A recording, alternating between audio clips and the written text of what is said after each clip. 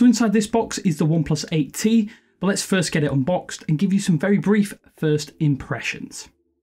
Thanks for watching 9to5Google here on YouTube. Remember to thumbs up, hit subscribe, and then tap the bell icon to be among the first to watch our upcoming videos. Of course, this is the OnePlus 8T Media Kit, which isn't a true representation of what you'll be getting after pre-ordering, but inside this is the Lunar Silver version, which is a nice alternative to the Ultra Marine Green, which I think is likely the preferable option for many of you out there watching.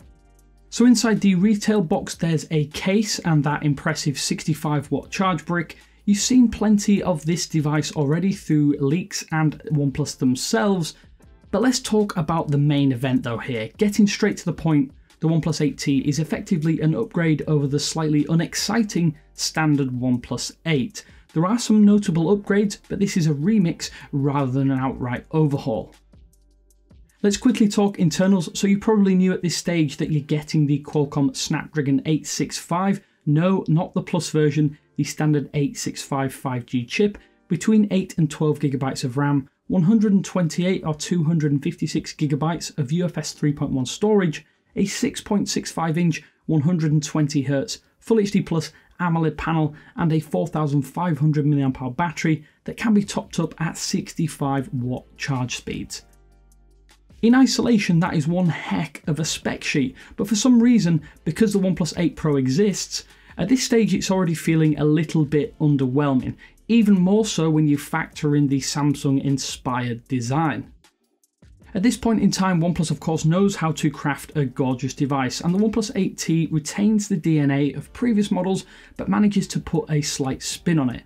It feels like a step into a new future for the firm, but we're not sure that hardcore fans will really dig it from the outset. The display luckily is flat this time, and 120Hz is arguably one of the biggest draws here for owners of previous OnePlus T series handsets.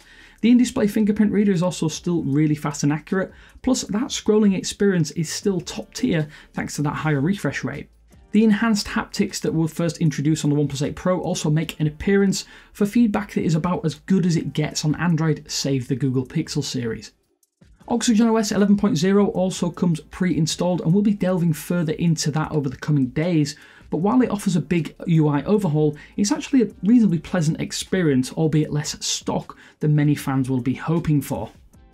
The camera setup utilises the new 48-megapixel Sony IMX586 sensor, which does mean, as you can see from our samples, slightly sharper images, which look good so far at all focal lengths, but of course we will delve into these further in the coming days in our full review, including all of the video modes added here.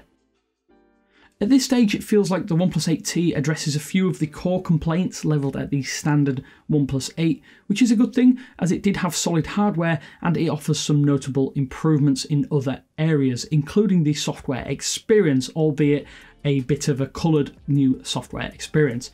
Of course, this is by no means a definitive retrospective of the OnePlus 8T, it's just some early hands-on impressions as we get to know the device, but so far it does seem like a pretty solid upgrade, especially if you're coming from an older OnePlus device.